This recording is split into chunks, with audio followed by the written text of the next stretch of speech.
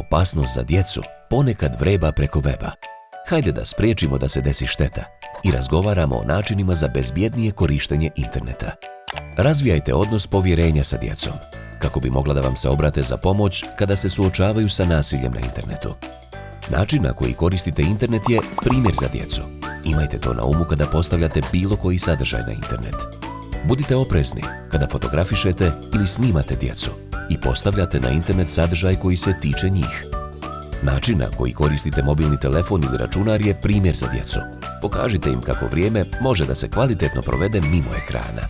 Ako ste profesionalci koji rade u digitalnom okruženju, imajte na umu dobrobit djece u svemu što radite. Ako je vaše ili bilo koje drugo dijete izloženo nasilju na internetu, odmah reagujte. Prijavite nasilje ili nasilan sadržaj. Zatražite pomoć od stručnih službi. Obavijestite roditelje i staratelje.